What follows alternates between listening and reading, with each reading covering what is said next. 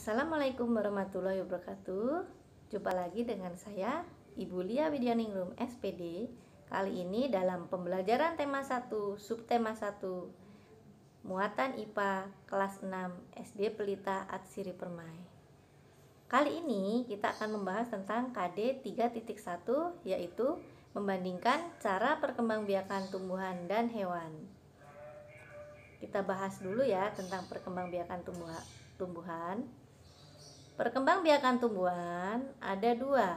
Yang pertama, perkembangbiakan generatif atau melalui pembuahan, dan yang kedua, perkembangbiakan vegetatif atau tanpa pembuahan. Perkembangbiakan tumbuhan secara generatif, apa saja yang dapat kita pelajari? Pertama, kalian siapkan dulu buku paket tema 1 halaman 9 sampai 11 ya. Silahkan kalian siapkan dulu bukunya, boleh di pause dulu ya videonya. Sudah siap? Nah, di sini alat perkembangbiakan tumbuhan secara generatif itu adalah bunga. Bu Lia sudah punya gambar bunga.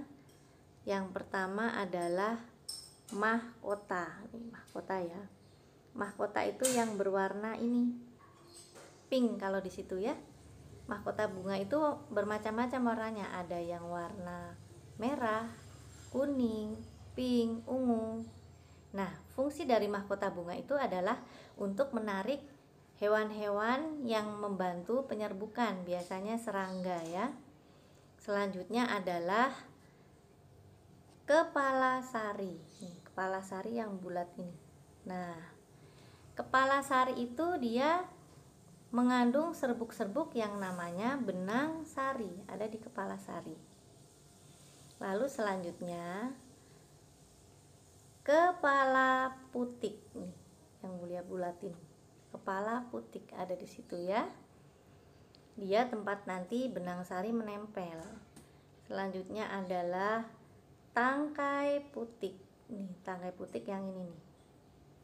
Yang menuju ke bakal buah ya. Lalu di dalam sini ada yang namanya bakal biji, tangkai bunga, nih tangkai bunga yang ini, dasar bunga di sini, dan kelopak bunga.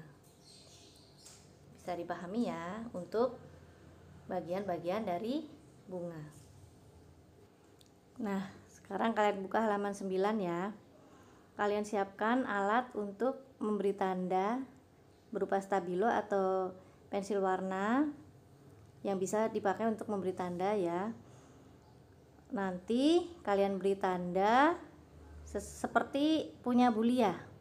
Yang ditandain itu yang penting-penting, jadi nanti kalau belajar itu bisa lebih mudah gitu ya. Bu Lia mulai ya.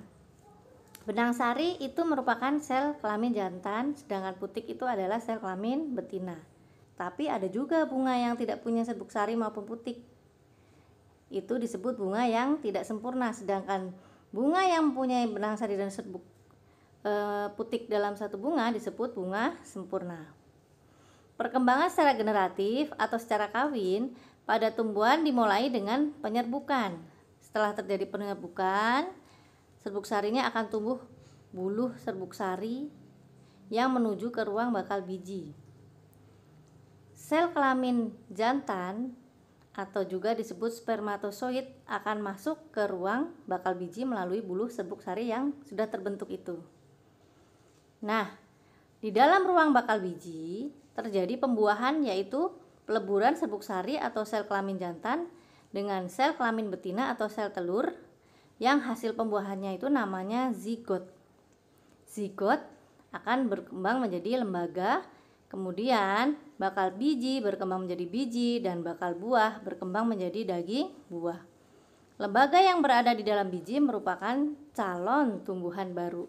Nanti kalau tumbuh, dia tumbuh tunas itu asalnya dari lembaga.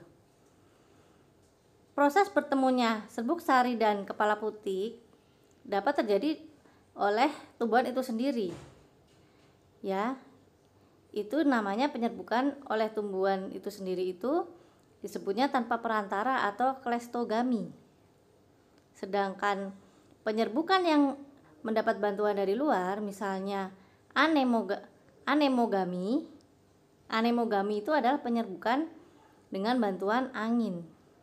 Ciri-cirinya bunga yang penyerbukannya dengan cara anemogami yaitu bunganya berukuran kecil, tidak memiliki mahkota bunga.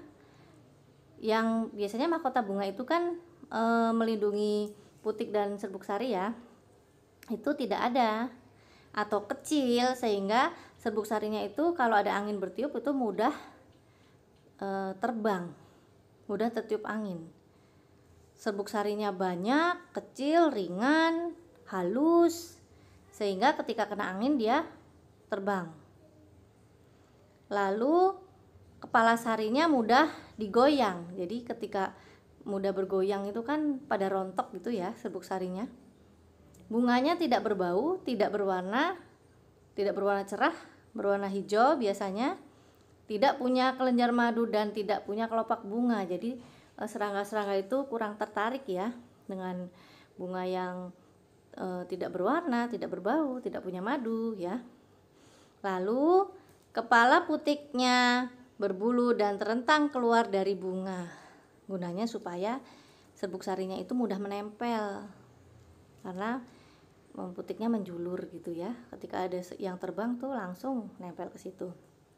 Nah, contoh bunga yang penyerbukannya dibantu dengan angin adalah jagung, padi, dan rumput-rumputan. Yang kedua adalah zoidiogami, yaitu dengan bantuan hewan. Ciri-cirinya kalau yang dibantu hewan itu mahkotanya mencolok dan besar, warna-warni. Bunganya mengeluarkan bau yang khas, wangi ataupun busuk. Biasanya kalau yang berbau busuk itu lalat yang datang ya. Lalu bunga menghasilkan nektar. Apa itu nektar? Nektar itu adalah madu. Lalu selanjutnya serbuk sarinya sedikit, berat, dan lengket. Kenapa lengket? Supaya mudah menempel misalnya pada lebah gitu ya, nempel di tubuh lebah. Ketika lebahnya menghisap madu di bunga yang lain, serbuk sarinya itu bisa nempel ke putik. Lalu putiknya juga lengket dan kecil, sehingga serbuk sarinya mudah menempel. Nah, ini hewan ya, hewan yang membantu penyerbukan. Pertama adalah serbuk sarinya menempel pada hewan, lalu hewannya terbang, lalu hinggap di bunga yang lain. Nah, serbuk sari yang menempel pada hewan itu menempel ke putik. Contohnya bunga yang dibantu oleh hewan penyerbukannya itu bunga aster ya. Biasanya yang membantu penyerbukan itu ada serangga, kelelawar, burung itu. Yang ketiga adalah hidrogami. Hidrogami adalah penyerbukan dengan bantuan air. Biasanya penyerbukan ini terjadi pada tumbuhan yang hidup di air, contohnya enceng gondok, teratai ya. Itu tanamannya terendam di air sehingga penyerbukannya dibantu oleh air. Dan yang keempat adalah antropogami, yang sengaja dilakukan oleh manusia. Biasanya itu kalau bunganya sulit ya, misalnya permukaannya keras sehingga harus dikelupas atau dipukul oleh manusia ya. Contohnya bunga vanili, bunga anggrek, itu penyerbukannya dilakukan karena tidak bisa melakukan penyerbukan sendiri bunganya. Biasa digunakan dengan maksud untuk mendapatkan bibit unggul. Nah, itu penjelasan dari Bulia bisa dipahami. Nah, di sini adalah bagian bunga sama seperti yang tadi ya. Ini yang Bulia sebutkan tadi. Ini ada mahkota, kepala putih, kepala sari sama. Kamu bisa juga mengamati di situ ya. Nah, setelah mengamati bagian-bagian bunga, itu kita dapat membedakan penyerbukan menjadi 4 jenis, yaitu penyerbukan sendiri. Artinya serbuk sari dan kepala putik berasal dari bunga yang sama. Yang kedua, penyerbukan silang, yaitu serbuk sari berasal dari tumbuhan yang sejenis. Ya. Kalau penyerbukan sendiri contohnya nomor 1, gambar nomor 1 itu bunganya 1. dan serbuk sari sama benang sarinya menempel di bunga yang sama, bunga itu sendiri. Yang kedua, silang, bunganya ada 2, masih dalam tumbuhan lain yang sejenis itu ya. Lalu yang ketiga, penyerbukan tetangga, itu bunganya ada 2, itu berasal dari bunga lain tetapi masih dalam satu pohon. Yang keempat, penyerbukan bastar, serbuk sari berasal dari tumbuhan lain yang berbeda jenis. Tadi ya proses penyerbukannya. Nanti setelah materi ini kita akan ada latihan ya, untuk melihat apakah kalian sudah memahami apa yang Bu Lia sampaikan. Itu ya. Mungkin sekian dari Bu Lia. Apabila ada pertanyaan, anak-anak bisa menanyakan langsung kepada Bu Lia ya. Tidak usah malu, tidak usah ragu, tidak usah sungkan. Silahkan langsung dapat bertanya atau ditonton kembali videonya. Bu Lia ingatkan jangan lupa untuk sholat duha dan sholat zuhur ya. Nanti anak-anak isi yang di classroom itu dengan jawaban ya atau tidak dikirim di Google Classroom. Sekian video dari Bu Lia.